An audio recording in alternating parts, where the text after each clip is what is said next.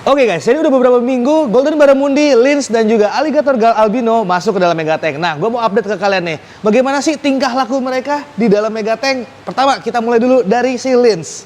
Jadi, ini daerah belakang situ, itu udah daerah kekuasaan dia. Dia nggak akan pergi jauh-jauh dari sana, mungkin sesekali akan main-main ke sana, tapi 90% muternya di sana terus. Lynx ini yang gue lihat tingkah lakunya ini mungkin ya karena dia itu agak-agak panikan atau gimana gitu. Jadi dia tuh nggak suka deket ikan lain gitu. Kalau ada ikan lain deket-deket dia, udah tuh pasti kabur gitu. Jadi emang ikan antisosial banget. Beda nih kayak misalnya RTC nih. Ada ikan lain ngedeketin dia, ya dia bodo amat gitu kan. Nah kayak Piraiba ada yang deketin dia bodo amat. Tapi Lynx kalau ada yang deketin dia, nggak mau dia. Sombong amat. Nah, kemudian kemarin tuh banyak yang tanya tuh, itu ekor Lynx kenapa? Ya biasa, anak baru masuk ke sini kena ospek. Jadi karena Lynx ini, cara renangnya itu apa ya bahasanya? Kayak ikan umpan. Jadi tuh menarik perhatian ikan lain. Terutama saat dia baru banget masuk. Itu bener-bener gue jujur aja, gue nggak tidur nyenyak guys. Gue nggak tidur nyenyak karena, jadi gini, cara berenang ikan itu mempengaruhi perhatian ikan-ikan monster yang lainnya. Kalau dia berenangnya santai, ya yang lainnya juga kayak biasa aja gitu. Tapi kalau berenangnya kayak cus gitu kan, itu dikira makanan sama ikan lain. Itu yang sebenarnya buat gue nggak tidur nyenyak. Tapi selama ini seperti yang gue pernah bahas di video sebelumnya, semenjak Lynx masuk, ini Megatank gue kasih makan sehari 2 kali. Pagi 1 kilo, malam gue kasih sekitar 3 kilo. Jadi mereka ini nggak terlalu kelaparan dan sehingga ya sejauh ini nih sekitar udah 2 mingguan Lynx nggak ada masalah. Moga-moga seterusnya nggak ada masalah. Nah, kemudian setiap bangun pagi nih, gara-gara gue masih takut-takut kan Lynx kenapa-kenapa sama ini nih. Takut dipotong pula sama gue lihat kan.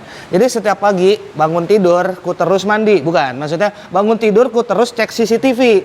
Karena gue tahu dia selalu ada di sana, ya setiap kali bangun tidur, gue cek CCTV, gue lihat bagian sini. Ada nggak dia muter? Oh ada, ya udah. Tenang gitu kan. Jadi ya seperti itu.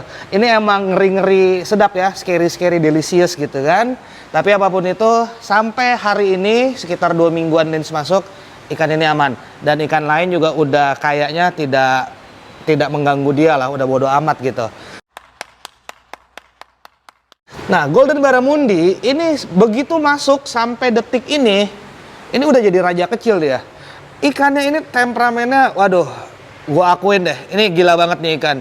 Dia nggak ada takut-takutnya sama sekali. Bahkan Arapaima ini sering banget dipepet sama dia. Gue nggak tahu dipepet karena apa. Mungkin karena penasaran doang atau ngerasa berteman. Padahal beda. Satu kuning, satu hitam gitu kan. Tapi apapun itu, dia mentalnya ngeri banget. Jadi mental ikan itu juga mempengaruhi apakah ikan lain itu mau menyerang dia atau enggak. Kalau mental ikannya cupu gitu kan, cemen, nah itu yang susah. Tapi kalau mentalnya kayak begini, yang ada dia nyenggol Arapaima, nyenggol Goliat. Nyenggolnya dalam arti gini, misalnya si Goliat nih lagi berenang, deket-deket dia. Ya dia ya santai aja, kadang-kadang ya malah kayak dicium gitu. Diciumnya maksudnya geser lu gitu loh. Bukan kayak dikejar-kejar apa gimana, enggak. Nah itulah karakteristik si Golden Barramundi. Nah ini ikan berenangnya suka-suka dia nih. Kemana-kemana dia. Kemana-kemana suka-suka dia lah. Dan makannya ini nyaingin Arapaima guys. What? Nah kemarin gue pernah bilang kan, begitu ada ikan masuk dan keluar, biasanya hierarki itu berubah. Nih, itu peacock bass, hierarkinya ada sedikit berubah hingga mereka kejar-kejaran. Kejar-kejarannya gimana? Ya gitulah, memperebutkan tempat baru. Tapi nih, tadi di balik situ dia ada luka sedikit, nyerempet hardscape, entah berantem sama siapa, padahal selama ini nggak pernah berantem. Tapi ya itu, begitu beberapa ikan gue keluarin dan gue masukin ikan baru, biasanya akan ada perubahan hierarki itu. Nyerempet, cuma nyerempet gitu doang, kebeset lah gitu. Tapi nggak masalah. Jadi tadi ngomongin Barramundi lagi kan, nah Barramundi ya ini udah pokoknya udah jagoan. Makan paling banyak, berenang suka-suka dia, liar, nakal, brutal, membuat semua orang menjadi gempar dia kan.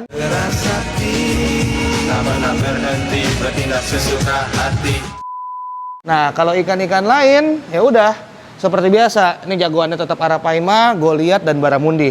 Mungkin kayaknya Arapaima dan Barramundi. Jangka 6 bulan lagi atau setahun lagi mungkin Barramundi udah lebih mendominasi dibanding Arapaima gua.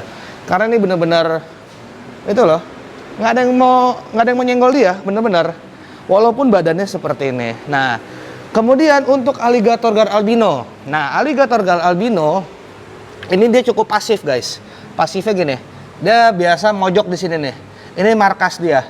Dia mojok di sini dan main-main di agak-agak belakang sana. Jadi alligator gar albino ini mungkin ya karena kalah size-nya cukup telak dan ya dia nggak agresif, bukan dominan, bukan alpha. Jadi dia biasanya mojok di sini nih. Dan itu juga gue bilang, bagian tengah ini arusnya luar biasa kenceng, guys. Kalian bisa lihat aja lah tuh dari dentuman arusnya luar biasa kenceng tuh. Tapi kalau di pojok sini nih arusnya pelan atau cenderung nggak ada arus karena pertama arusnya ini udah ketahan sama hardscape dan ya inilah semuanya. Jadi arusnya pun agak landai, makanya dia suka banget berada di sini karena alligator itu dia tidak terlalu suka dengan arus kenceng gitu kan. Nah, itu yang gue bilang. Dia tinggal pilih dia nyamannya di mana, di sini ya di sini. Makanya dia mainnya di sini sampai ke belakang-belakang sana karena arusnya tidak terlalu kenceng. Nah, ini baru keluar lagi dia nih. Ah, enak dong ini dong dari tadi loh.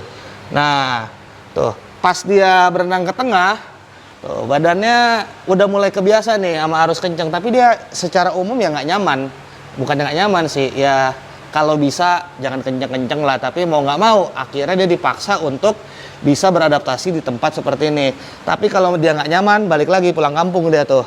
Baru dibilang, pulang lagi dia ke sana kan. Ente kadang-kadang ente. Jadi untuk alligator gar albino, dia ini kalau dari segi makan udah sangat cepat dalam arti begitu udah rebutan makan di sini, tuh udah mulai dia ada tahu dari sana mulai maju ke sini, baru ikut makan di sini. Tapi kadang-kadang kalau ikan-ikan lain terlalu barbar nih makannya, kadang-kadang dia dapatnya ya cuma dapat 1-2 potong. Tapi nggak apa-apa, karena kalau sampai alligator terlalu mendominasi, yang ada kita yang pusing gitu. Untungnya dia tidak mendominasi, jadi gua nggak takut. Karena dari semua ikan ini selain gue lihat, yang gua ngeri-ngeri sedap, scary delicious, itu si alligator. Makanya kan beberapa video yang lalu gue juga sempat nanya kan, ini alligator nanti ke depannya gimana kalau dia terlalu gede dan terlalu buas, ikan-ikan lain habis dong dibantai. Tapi kayaknya punya gua ini cenderung kalem. Untuk ukuran sekarang ini ya, karena dia masih 70-an senti. 70 cm itu kita ukur sekitar 3 minggu yang lalu loh guys. Sekarang gua udah nggak tahu ukuran berapa, karena alligator itu tumbuhnya kencang banget. Nah, anggap aja lah 70-an lah kita ngomong. Jadi ikan-ikan di sini juga nggak ada kendala sama dia sama sekali. Gitu. Dan sisanya untuk mambo. Nah, mambo mana mambo? Tuh kan, ngumpet lagi. Baru kita mau gosipin dia. Jadi singkat cerita, gue mau nanya ke kawan-kawan, menurut kalian gimana? Mambo tetap di sini atau gue masukin ke tank atau akuarium pembesaran? Karena gue ngelihat gini, di tank ini sekarang ini udah gue kasih makan emang khusus kasih makan ikan selar. Gue nggak lagi kasih makan udang. Udang itu gue kasih hanya untuk ikan-ikan yang ada di tank pembesaran. Nah, mambo ini nggak suka dia sama ikan selar. Dia milihnya udang. Jadi gue bingung. Kalau gue kasih udang ke sini juga ya bisa aja sih. Cuma nggak tahu deh. Kalau di sini kan emang fokus gue kan sekarang gini loh. Ikan-ikan gue ini bukan ikan-ikan spek warna ya. Dalam arti ya gue kasih udang selingan oke, tapi untuk makanan utama kayaknya nggak pengaruh. Karena di sini gue mengejar size, gue tidak mengejar warna gitu kan, atau apapun itu. Karena ya lu lihat aja lah, ini ikan-ikan bukan ikan-ikan yang progresan warna, abu-abu, silver, abu-abu, putih, kuning gitu kan, coklat, Australian lungfish. Jadi ya gue ngasih udang juga sebenarnya selingan doang, nggak perlu kayak tiap hari. Nah, mambo ini dia cuma mau udang masalahnya. Makanya setiap kali gue kasih video makan tanpa ada udang, kalian juga pasti merhatiin mambo kemana ya. Mambonya nggak mau keluar karena makanannya si selar.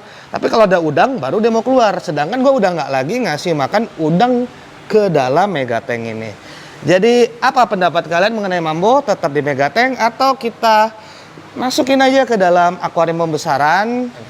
Apa pendapat kalian? Komen di bawah. Dan sisanya itu yang bisa gue bahas semuanya. Dan semoga sedikit banyak video ini dapat menghibur. Dan see you guys in my next video. Bye-bye.